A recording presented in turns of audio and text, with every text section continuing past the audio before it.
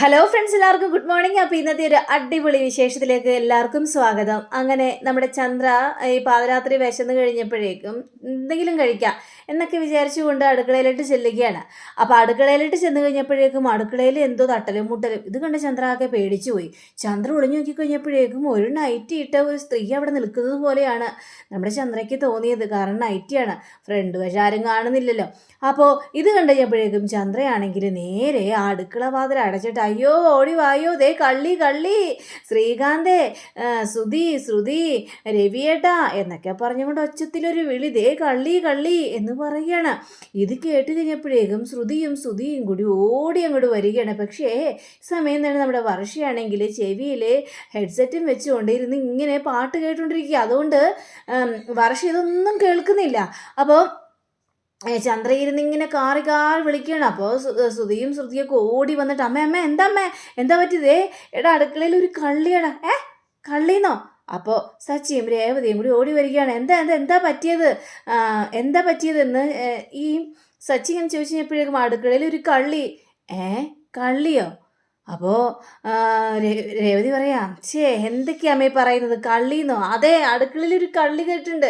ഞാൻ വിശന്നപ്പോൾ എനിക്ക് എന്തെങ്കിലും കഴിക്കാൻ എന്നൊക്കെ വിചാരിച്ചുകൊണ്ട് അടുക്കളയിലേക്ക് വന്നതാ. അപ്പം നോക്കുമ്പോൾ നൈറ്റ് ഇട്ടുകൊണ്ട് ഒരു കള്ളി അവിടെ നിൽക്കുകയാണ്. ഇത് കേട്ട് കഴിഞ്ഞപ്പോഴേക്കും ഇതൊക്കെ അമ്മ സ്വപ്നം കണ്ടതായിരിക്കും, ഒന്നും മിണ്ടായിരിക്കും അമ്മ എന്നിങ്ങനെ രേവതി പറഞ്ഞു കഴിഞ്ഞപ്പോഴേക്കും ചന്ദ്രയ്ക്ക് കലി വരികയാണ്. എടി നീ മിണ്ടാതിരുന്നോളാം. ഞാൻ സ്വപ്നം കണ്ടതോ? ഉറങ്ങുന്നതിന് മുമ്പാണ് സ്വപ്നം കാണുന്നത്.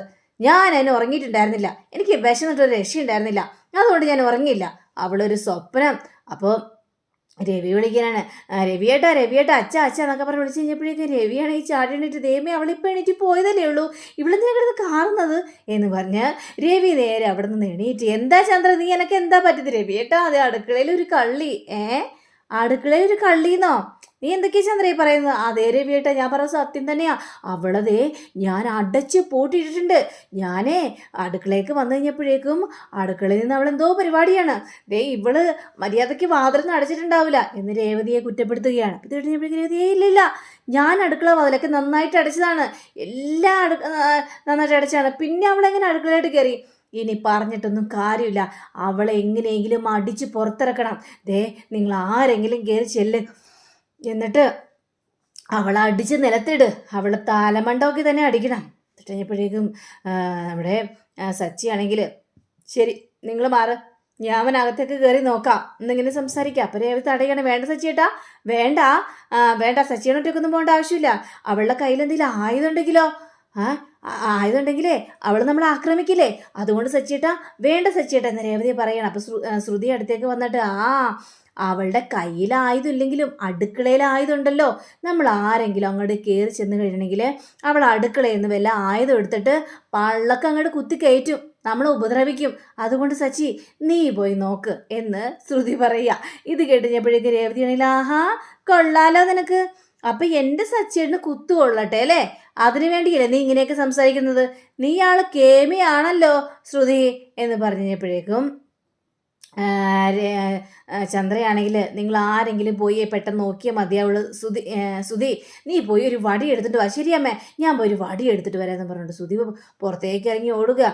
ഈ സമയം തന്നെ നമ്മുടെ ശ്രീകാന്ത് ആണെങ്കിൽ എൻ്റെ ദൈവമേ പെട്ടുവല്ലോ, ഞാൻ എങ്ങനെ പുറത്തേക്ക് ഇറങ്ങി, ഇവരെങ്ങാനും കണ്ടു കഴിഞ്ഞിട്ടുണ്ടെങ്കിൽ നാണക്കേടാണല്ലോ. ആകെ നാണക്കേടായിപ്പോയി, നൈറ്റ് ഇട്ടിട്ട് എന്നെ കണ്ടു കഴിഞ്ഞാൽ ആകെ പ്രശ്നമാണ്, ലൈറ്റ് അങ്ങോട്ട് ഓഫ് ചെയ്യാന്നൊക്കെ വിചാരിച്ചുകൊണ്ട് ശ്രീകാന്ത് അടുക്കളയിൽ ലൈറ്റ് അങ്ങോട്ട് ഓഫ് ചെയ്യാണ്. അപ്പോൾ ലൈറ്റ് ഓഫ് ചെയ്ത് നമ്മുടെ ചന്ദ്ര ഇങ്ങനെ ഒളിഞ്ഞൊളിഞ്ഞ് നോക്കിയാണ്, പക്ഷെ ഒന്നും കാണാൻ പറ്റുന്നില്ല. അപ്പോൾ ലൈറ്റ് ഓഫ് ചെയ്ത് കഴിഞ്ഞപ്പോഴേക്ക് ഇരുട്ടായല്ലോ.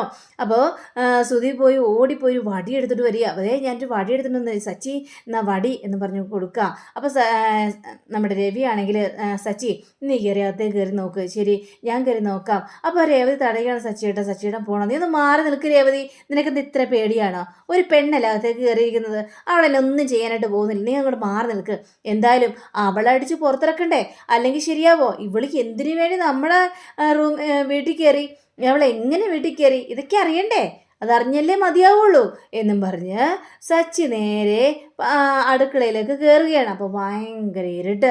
അപ്പോഴേക്ക് രേവതിക്ക് പേടിയാണ്, സച്ചിയേട്ടാ സൂക്ഷിക്കണം സച്ചിയേട്ടാ, അടുക്കളയിൽ ലൈറ്റ് ഇട്ട് സച്ചിയേട്ടാ, അവളുടെ കയ്യിൽ ആയുധം ഉണ്ടാവും, അവൾ ആയുധം വെച്ച് ഉപദ്രവിക്കും, പെട്ടെന്ന് തന്നെ ലൈറ്റ് ഇട്ട് സച്ചിയേട്ടാ എന്ന് പറഞ്ഞപ്പോൾ സച്ചി ലൈറ്റ് ഇടുകയാണ്. ലൈറ്റ് ഇടിഞ്ഞപ്പോഴേക്കും നമ്മുടെ ശ്രീകാന്ത് പെട്ടു.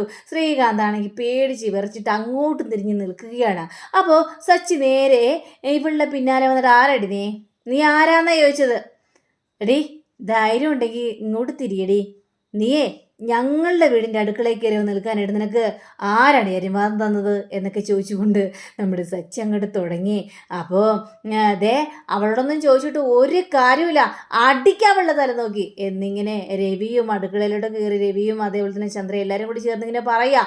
അപ്പം ഇത് കേട്ട് കഴിഞ്ഞപ്പോഴേക്കും നമ്മുടെ സച്ചി ആണെങ്കിൽ ഓഹോ നീ തിരിയില്ലല്ലേ, നിന്നെ ഞാൻ ഇപ്പം ശരിയാക്കി തരാം, നീ തിരിയാൻ പോകുന്നില്ലല്ലേ എന്നും പറഞ്ഞ് സച്ചി ആ വടി എടുത്തിട്ട് ഇങ്ങനെ അടിക്കാനായിട്ട് തുടങ്ങിക്കഴിഞ്ഞപ്പോഴേക്കും ശ്രീകാന്ത് തിരിഞ്ഞിട്ട് അയ്യോ എന്നൊന്നും ചെയ്യല്ലേ ഇത് ഞാനാണേ എന്ന് പറയുകയാണ് നമ്മുടെ ശ്രീകാന്ത്. അപ്പോൾ ഇത് കണ്ടു കഴിഞ്ഞപ്പോഴേക്കും നീയോ ഇതെന്താ നീ ഈ വേഷത്തിൽ ഇങ്ങോട്ട് വാടാ എന്ന് പറയാ. അങ്ങനെ ശ്രീകാന്തിനെ ഹാളിലേക്ക് കൊണ്ടുവന്നിട്ട് ചന്ദ്രയാണെങ്കിൽ ഭയങ്കര വഴക്കേടാ, നാണമില്ലടാ നീ എന്തിനാടാ ഈ നൈറ്റി എടുത്ത് ഇട്ടിരിക്കുന്നത്, നിനക്ക് നാണമില്ലടാ നീ എന്തിനാണ് നൈറ്റി ഇട്ടത്, അവനെ കൊണ്ട് ഞാൻ തോറ്റു, എന്നിട്ട് അടുക്കളയും കയറി നിൽക്കുകയാണ്, നീ പെണ്ണുങ്ങളെ നൈറ്റി ഇടാനായിട്ട് തുടങ്ങിയോടാ, എവിടെ നിന്ന് കിട്ടിയടാ. അപ്പോൾ ശ്രീകാന്തിനെ ഇങ്ങനെ ചന്ദ്ര വഴക്ക് പറയുന്നത് കേട്ട് കഴിഞ്ഞപ്പോഴേക്കും സച്ചിക്ക് ചിരി സഹിക്കാൻ പറ്റും. സച്ചിയാണെങ്കിൽ പൂര ചിരി ഭയങ്കരമായിട്ട് ഇങ്ങനെ ചിരിച്ചങ്ങോട്ട് തിമിർക്കുകയാണ് നമ്മുടെ സച്ചി. അങ്ങനെ രവിക്കും ചിരി വന്നിട്ട് വള്ള. അപ്പോൾ ഈ സമയം തന്നെ റൂമിൽ നമ്മുടെ വർഷയാണെങ്കിൽ ഹെഡ്സെറ്റ് വെച്ച് ഇങ്ങനെ പാട്ട് കേൾക്കുകയാണല്ലോ. ശരി ഒന്ന് ഹെഡ്സെറ്റ് ചെവിയിൽ നിന്ന് എടുത്ത് കളഞ്ഞേക്കെന്നൊക്കെ വിചാരിച്ചുകൊണ്ട് ചെവിയിൽ നിന്ന് ഇങ്ങനെ ഹെഡ്സെറ്റിൽ നിന്ന് എടുത്ത് മാറ്റി കഴിഞ്ഞപ്പോഴേക്കും ഭയങ്കര ഒച്ചപ്പാട് ബഹളമാണ് അവിടെ വർഷ കേൾക്കുന്നത്. വർഷ ഇത് കേട്ട് കഴിഞ്ഞപ്പോഴേക്കും വർഷ പേടിച്ച് നേരെ താഴത്തേക്ക് ഇറങ്ങി വരിക. താഴത്തേക്ക് ഇറങ്ങി വന്നു കഴിഞ്ഞപ്പോഴേക്കും ഈ ശ്രീകാന്തിനിട്ട് ചന്ദ്രയാണിയിൽ പൊളിച്ചെടുക്കുന്ന രംഗമാണ് വർഷ കാണുന്നത്. അപ്പോൾ വർഷ കഴിഞ്ഞപ്പോഴേക്കും ആൻറ്റി എന്നും പറഞ്ഞുകൊണ്ട് വിളിക്കുക. അപ്പോൾ ചന്ദ്രൻ തിരിഞ്ഞ് നോക്കിയപ്പം വർഷ ശ്രീകാന്തിൻ്റെ മുണ്ടും ടീഷർട്ടും എടുത്തിട്ടിരിക്കുന്നു. ഇതും കൂടി കണ്ടുകഴിഞ്ഞപ്പോഴേക്കും ചന്ദ്രയ്ക്കാകെ കാര്യം വരികയാണ്. നമ്മുടെ സച്ചിക്കും ശ്രുതിക്കും ആകെ ചിരിയും സഹിക്കാൻ പറ്റുന്നില്ല. രവിക്ക് അതങ്ങോട്ട് തീരെ ഇങ്ങോട്ട് ഇഷ്ടപ്പെട്ടൊന്നുമില്ല. അങ്ങനെ നമ്മുടെ ഈ വർഷയോട് ചോദിക്കണം, നിന്റെ ഡ്രസ്സ് എന്തിനാ ഇവനെടുത്തിട്ടത്, അതിനെന്താ എൻ്റെ കുഴപ്പം, ശ്രീകാന്ത് എൻ്റെ ഡ്രസ്സ് ഇട്ടെന്ന് വിചാരിച്ചെന്താ കുഴപ്പം, ഞാൻ കണ്ടില്ലേ ശ്രീകാന്തിൻ്റെ മുണ്ടും ടീഷർട്ടും അല്ലേ ഇട്ടിരിക്കുന്നത്, അതുകൊണ്ട് എന്താ കുഴപ്പം. അപ്പോൾ ഈ മുണ്ടെല്ലാം മടക്കി കുത്തിരിക്കുക. ഇത് കണ്ട ചന്ദ്രയാണെങ്കിൽ ആ മുണ്ട് അങ്ങോട്ട് താഴത്തേക്ക് ഇങ്ങനെ വലിച്ചിടുകയാണ്. മേലെ ഇത്തരത്തിലുള്ള പരിപാടി പാടില്ല ഇവിടെ. അവനെന്തിനാ നിന്റെ ടീഷർട്ട് ഇട്ടിട്ട് ഇങ്ങനെ നിന്റെ നൈറ്റിയൊക്കെ എടുത്തിട്ടിട്ട് ഇങ്ങനെയൊക്കെ കിടന്ന് കാണിക്കുന്നത് എന്നിങ്ങനെ ചോദിക്കണം. അതിനെന്താ ആൻറ്റി, ഇപ്പോൾ ഒരാണ് പെണ്ണിൻ്റെ ഡ്രസ്സ് ഇട്ടെന്ന് വിചാരിച്ചിട്ടുണ്ടെങ്കിൽ ആണത്തില്ലാതാവുന്നില്ലല്ലോ. ഇതിട്ടിഞ്ഞപ്പോഴേക്കും വർഷേ നിന്റെ കളിത്തരച്ചിരി കൂടുതലുണ്ട്, ഞാനേ 3 ആൺ സിംഹങ്ങളെയാണ് പ്രസവിച്ചത്, സിംഹക്കുട്ടികളെ. ആ ഒരു അഭിമാനം എനിക്കുണ്ട്. ചില വീടുകളിൽ പെൺകുട്ടികൾ ഉണ്ടാവില്ല, ആ സമയത്ത് ആൺകുട്ടികളെ പെണ്ണിൻ്റെ വേഷമൊക്കെ കെട്ടിച്ച് നടത്തും. പക്ഷേ ഞാൻ അങ്ങനെയല്ല, 3 സിംഹക്കുട്ടികളെ പ്രസവിച്ചെന്നുള്ള അഹങ്കാരത്തോടുകൂടെ ഞാൻ നടക്കുന്നത്. അതുകൊണ്ട് എനിക്കിപ്പോൾ പെൺമക്കളില്ലെങ്കിലും കുഴപ്പമൊന്നുമില്ല, 3 ആൺമക്കളെ തന്നെയാണ് ഞാൻ പ്രസവിച്ചത്. അതുകൊണ്ട് ആൺമക്കളുടെ രീതിയിൽ മാത്രം നടന്നാൽ മതി, ഇത്തരത്തിലുള്ള വേഷം കെട്ടുകളൊന്നും ഇവിടെ വേണ്ട, എനിക്കത് ഇഷ്ടമല്ല. അപ്പോൾ രവിയാണെങ്കിൽ വർഷ എന്നാലും നീ കാണിച്ചത് കുറച്ച് അധിക പ്രസംഗമായിപ്പോയി, ഇതൊക്കെ കളിതമാശയെന്നല്ല പറയുന്നത്, അധിക പ്രസംഗം തന്നെയാണ് പറയേണ്ടത്, ഇങ്ങനത്തെ പരിപാടി ചെയ്യാൻ പാടില്ലായിരുന്നു. അപ്പോൾ വീണ്ടും നമ്മുടെ ചന്ദ്ര പറയാണ്, ഇനി മേലാൽ ഇത്തരത്തിലുള്ള പരിപാടി ചെയ്തു പോകരുത്, പോയി മാറ്റ ഡ്രസ്സ് എന്നും പറഞ്ഞുകൊണ്ട് ചന്ദ്ര അവിടെ നിന്ന് പോവാം. അപ്പോൾ ചന്ദ്ര പോയി കഴിഞ്ഞപ്പോഴേക്കും വർഷ നേരെ രവിയുടെ അടുത്ത് ചെന്നിട്ട് അങ്കിളെ ഇത് കണ്ടില്ലേ ആൻറ്റി എന്താ ഇങ്ങനെയൊക്കെ പറയുന്നത്, ഞങ്ങളൊരതൊരു ഫണ്ണായിട്ടല്ലേ ചെയ്തത്, അതിനിങ്ങനെ കിടന്ന് ചൂടാവേണ്ട കാര്യമൊന്നും ഉണ്ടായിരുന്നില്ല മോളെ വർഷേ, ഇതൊരു ഫണ്ണല്ല, ഇതൊരു നമ്മുടെ ഒരു കുടുംബമാണ്, നിങ്ങളുടെ ഫണ്ണ് ഒക്കെ കാണിക്കണമെങ്കിൽ നിങ്ങളുടെ റൂമിൽ തന്നെ ആയിക്കോണം, അല്ലാതെ അത് പുറത്തേക്ക് വന്നിട്ട് മറ്റുള്ളവരുടെ മുന്നിൽ ഇങ്ങനെ കോമാളിത്തരമായിട്ട് നിൽക്കരുത് കേട്ടല്ലോ എന്നും പറഞ്ഞുകൊണ്ട് രവിയും പോവുകയാണ്. വർഷയ്ക്ക് അത് കേട്ട് കഴിഞ്ഞപ്പോഴേക്കും ആകെ ഒരു സങ്കടം. അപ്പോൾ വർഷയുടെ ആ കോലം കണ്ടു കഴിഞ്ഞപ്പോഴേക്കും രേവതി ഓടി വന്നിട്ട് വർഷേ നിനക്ക് ഈ വേഷം നന്നായിട്ട് ചേരുന്നുണ്ട് കേട്ടോ വർഷേ. അപ്പോൾ ഒരു വർഷയ്ക്ക് അത് കേട്ടുകഴിഞ്ഞപ്പോഴേക്കും സന്തോഷമായി. അപ്പോൾ ശ്രീകാന്ത് അവിടെ നിന്ന് ഓടിപ്പോകാനുള്ളൊരു ശ്രമം, അത് ശ്രീകാന്തിനെ സുധിയും അതേപോലെ തന്നെ നമ്മുടെ സച്ചിയും കൂടി പിടിച്ചു നിർത്തിയിട്ട് നിനക്ക് ഈ വേഷം നന്നായിട്ട് ചെയ്യുന്നുണ്ട് കേട്ടോടാ, കൊള്ളാം ഏതായാലും ഇഷ്ടപ്പെട്ടു. ഒന്നും മിണ്ടാതിരുന്നുണ്ടേ. സത്യോടെ പറഞ്ഞത്, നിനക്ക് ഈ വേഷം നന്നായിട്ട് ചേരുന്നുണ്ട്. നീ ഈ വേഷത്തിൽ നടന്നാൽ മതിയടാ. നീ ഇവിടെ ഇരുന്നേ എന്ന് പറഞ്ഞുകൊണ്ട് കസാര പിടിച്ച് അങ്ങനെ വെക്കുകയാണെങ്കിൽ നമുക്കേ ഈ വേഷത്തിൽ നമുക്ക് എല്ലാവർക്കും കൂടി ഒരു സെൽഫി എടുക്കാം എന്ന് പറഞ്ഞുകൊണ്ട് നമ്മുടെ ശ്രീകാന്തിനെ അവിടെ പിടിച്ചു നിർത്തിയിട്ട് എല്ലാവരും ചുറ്റും നിന്നിട്ടൊരു സെൽഫി എടുക്കണുണ്ട്. ശ്രീകാന്ത് നീ ചിരിക്കടാ എന്ന് പറഞ്ഞു കഴിഞ്ഞപ്പോഴേക്കും ഒരു ചിരി. അങ്ങനെ ഒരു സെൽഫിയൊക്കെ എടുക്കുകയാണെങ്കിൽ വളരെയേറെ സന്തോഷത്തോടു കൂടി തന്നെ മടങ്ങുകയും ചെയ്യാണ്. അങ്ങനെ പിറ്റേ ദിവസം രാവിലെ ആയി കഴിഞ്ഞപ്പോഴേക്കും പതിവ് പോലെ തന്നെ നമ്മുടെ രേവതി അടുക്കളയിൽ കയറി എന്തൊക്കെയോ ചെയ്തുകൊണ്ടിരിക്കുക. അപ്പോൾ സച്ചി വന്നിട്ട് ആഹാ ഇപ്പം തന്നെ കയറിയോ അടുക്കളയിൽ, അതിനെന്താ കുഴപ്പം? അല്ല 4:15 ആയുള്ളൂ, അതുകൊണ്ടാണ് ചോദിച്ചത്. അതുകൊണ്ട് എന്താണ് കുഴപ്പം? നിനക്ക് പൂ കെട്ടാനും ബിസിനസ്സും കാര്യങ്ങളൊക്കെ ഇല്ലേ? പൂവെടുത്ത് ഞാൻ ഫ്രിഡ്ജിൽ വെച്ചിട്ടുണ്ട്. ഇത് കഴിയുമ്പോൾ തന്നെ ഞാൻ പൂ കെട്ടും. സച്ചേട്ടാ, നീ എങ്ങനെയാണ് രേവതി ഇത്ര കാലത്ത് ഇതെല്ലാം ജോലി നീ ചെയ്യേണ്ട? അടുക്കള ജോലിയും ചെയ്യുന്നു, പൂക്കൾ കെട്ടുന്നു, നിനക്ക് എങ്ങനെയാണ് രേവതി? ഇതൊക്കെ എനിക്ക് സർവ്വസാധാരണമാണ് എൻ്റെ സച്ചേട്ടാ. സച്ചേട്ടൻ അറിയാവോ, ഞാൻ വീട്ടിലായിരുന്നപ്പോഴേ മതി നിർത്തിക്കോ. വീട്ടിലായിരുന്നപ്പോൾ നീ അതിരാവിലെ എണീക്കും, എന്നിട്ട് പൂ കെട്ടും, പൂ കൊണ്ടുപോയി വിൽക്കും, അതിനുശേഷം വീട്ടിൽ വന്നിട്ട് അന്ത്യാവോളം അങ്ങനെ പല പറിച്ച് കുറേ ജോലികളൊക്കെ ചെയ്യും. ഇതൊക്കെ കേട്ട് മടുത്തു രേവതി. അതുകൊണ്ട് നീ ഇനി അത് പറയണ്ട. പിന്നെ എന്താ സച്ചേട്ടാ? അതല്ല രേവതി, ഇവിടെ വേറെ 2 മരുമക്കളൊക്കെ ഉണ്ട്. അവർക്കും ഈ ജോലിയൊക്കെ ചെയ്യാലോ. അവർ ജോലി ചെയ്തുകൊണ്ട് എന്താ കുഴപ്പം? നീ മാത്രം തന്നെ എല്ലാ ജോലികളും ചെയ്യണമെന്ന് ഇവിടെ നിർബന്ധമുണ്ടോ? അപ്പം ഇത് കേട്ടുകൊണ്ട് വരികയായിരുന്നു നമ്മുടെ ചന്ദ്ര. അപ്പം ഇതൊക്കെ കേട്ടുകഴിഞ്ഞപ്പോഴേക്ക് ചന്ദ്രയാണെങ്കിൽ അതേ മറ്റുള്ളവരെ പോലെ അല്ല രേവതി, അവർക്ക് അവരുടേതായ ബിസിനസ്സും കാര്യങ്ങളൊക്കെ ഉണ്ട്. കണ്ടില്ലേ, ശ്രുതിയൊക്കെ വലിയൊരു ബിസിനസ് തുടങ്ങാനായിട്ട് പോവുകയാണ്. അപ്പോൾ ഇവൾക്കാണെങ്കിൽ ഒരു പൂകെട്ടൽ അതൊന്നും വലിയ ജോലിയൊന്നുമല്ല. അതുകൊണ്ട് ഇവിടെയുള്ളവർക്ക് ഇതെല്ലാം ചെയ്തു കൊടുക്കണം. അപ്പോൾ എല്ലാവർക്കും വേണ്ടതൊക്കെ ഞാൻ ഉണ്ടാക്കാം. രേവതി, നീ എനിക്കൊരു ചായ എടുത്തുകൊണ്ട് വന്നേ എന്ന് പറഞ്ഞുകൊണ്ട് ചന്ദ്ര ഭയങ്കര അഹങ്കാരത്തോടു കൂടി തന്നെ അവിടെ ഇരിക്കുക. അപ്പോൾ സച്ചി വന്നിട്ട് എന്താ നിങ്ങൾ പറഞ്ഞത്? നിങ്ങൾക്ക് ചായ? നിങ്ങളുടെ 2 മരുമക്കളും ഉണ്ട് വേറെ, അവരോട് ഇതൊക്കെ പറയാത്തത് എന്താ? രേവതി തന്നെ നിങ്ങൾക്ക് എല്ലാം ഉണ്ടാക്കി തരണോ എന്ന് ചോദിച്ചപ്പോഴേക്കും, എടാ രേവതി അല്ലാതെ പിന്നെ ഇവിടെ ആരോ ഉണ്ടാക്കുന്നത്? അവൾക്ക് മാത്രമേ വലിയ കഠിന ജോലി ഇല്ലാത്തേ ഉള്ളൂ. ഇതൊക്കെ നിസ്സാരമൊന്നല്ല അവൾ പറയുന്നത്. അതുകൊണ്ട് ഇഷ്ടമുള്ളവർക്കൊക്കെ എല്ലാം ഉണ്ടാക്കി കൊടുക്കണം. പിന്നെ എല്ലാവർക്കും ഇഷ്ടമുള്ളതുപോലെ ഒന്നും ഉണ്ടാക്കി കൊടുക്കാനായിട്ട് പറ്റില്ല. പിന്നെ ശ്രുതിക്കും ഇഷ്ടപ്പെട്ടതൊക്കെ ഉണ്ടാക്കി കൊടുക്കണം രേവതി. ഇത് കഴിഞ്ഞപ്പോഴേക്കും അതെന്തിനാ അവൾക്ക് ഇഷ്ടപ്പെട്ടതൊക്കെ ഉണ്ടാക്കി കൊടുക്കുന്നത്? അതെ, കാരണമുണ്ട്. അവരൊരു ബിസിനസ് തുടങ്ങാൻ പോവാ, ശ്രുതിയും ഒക്കെ ചേർന്നുണ്ട്. അപ്പം അതുകൊണ്ട് അവർക്ക് ഇഷ്ടപ്പെട്ടൊക്കെ ഉണ്ടാക്കണം. മനസ്സിലായല്ലോ? പിന്നെ ഉണ്ടാക്കണം പോലും. അവരൊക്കെ എന്ത്, അവൻ്റെ കയ്യിൽ കുറച്ച് പൈസ വന്നു കഴിഞ്ഞപ്പോഴേക്കും അവൻ എന്ത് ചെയ്യണമെന്ന് പോലും അറിയാൻ പാടുള്ളൊരവസ്ഥയാണ്. വലിയ ബിസിനസ്മാൻ. അവൻ ഇനിയും പൈസ കിട്ടാൻ വേണ്ടി പോയി പിച്ചച്ചട്ടി എടുക്കും അവൻ. അതാണ് അവൻ്റെ സ്വഭാവം എന്നിങ്ങനെ സച്ചി കളിയാക്കിക്കൊണ്ട് പറയാം. അപ്പോഴാണ് ശ്രുതിയും കൂടി ഇറങ്ങി വരുന്നത്. ഇത് കേട്ട് കഴിഞ്ഞപ്പോഴേക്കും എന്തിനാണ് ഇപ്പം ഇങ്ങനെ പറയുന്നത്? അതേടാ, നീ അങ്ങനെ തന്നെ ചെയ്യുള്ളൂടാ. കാരണം നിന്റെ നീ ആദ്യം പിച്ച എടുത്തു, അപ്പോൾ നിന്റെ കയ്യിൽ പൈസ വന്നു. ഇനിയും പൈസ കിട്ടാൻ വേണ്ടി നീ പോയി പിച്ച എടുക്കും. അതല്ല, അതിനപ്പുറം ചെയ്യുന്നവനാടാ നീയ. ഞങ്ങൾക്കത് അറിയാവുന്ന കാര്യം തന്നെയാണ് എന്നിങ്ങനെ പറയുമ്പോൾ നമ്മുടെ സച്ചിക്ക് ആകെ കലി വരികയാണ്.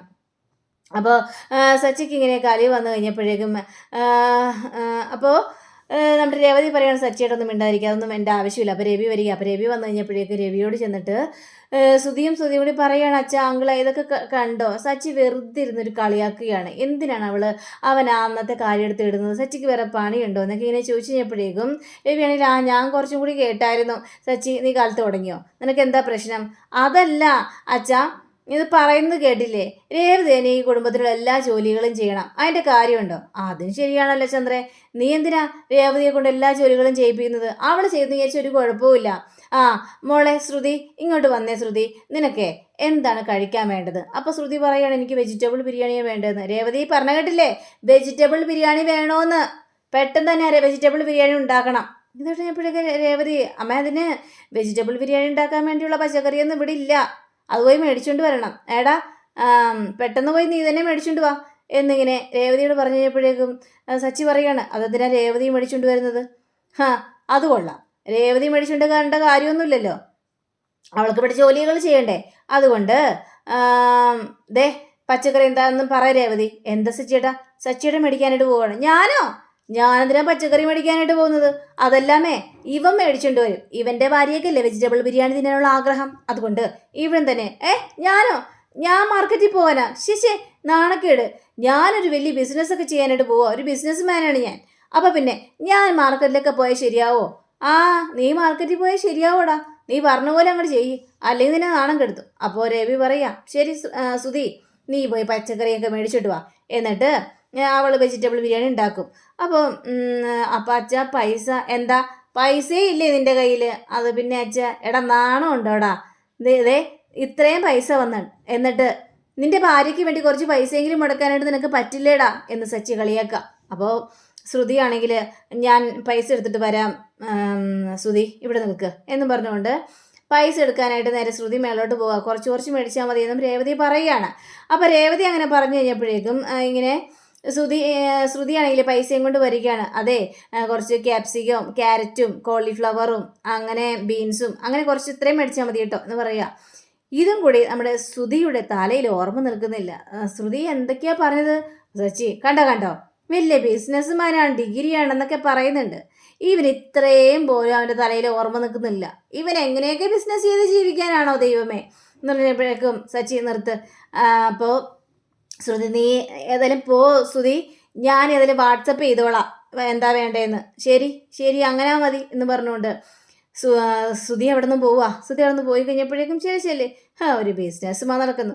അങ്ങനെ നമ്മുടെ രേവതി അടുക്കളയിൽ കയറി ഓരോന്ന് ചെയ്യാൻ തുടങ്ങി. രേവതിയെ കണ്ടു കഴിഞ്ഞപ്പോഴേക്കും നമ്മുടെ സച്ചിക്ക് ചെറിയൊരു റൊമാൻറ്റിക് ഒക്കെ വരാനായിട്ട് തുടങ്ങുകയും ചെയ്തു. അപ്പം അങ്ങനെയും കാണിച്ചുകൊണ്ടാണ് ഇന്നത്തെ റിവ്യൂ അവസാനിച്ചിരിക്കുന്നത്. അടുത്ത റിവ്യൂവിനെ കാത്തിരിക്കുക, സബ്സ്ക്രൈബ് ചെയ്യുക. എല്ലാവർക്കും നല്ലൊരു ദിനം ആശംസിച്ചു. നമസ്കാരം. Thank you. ബൈ.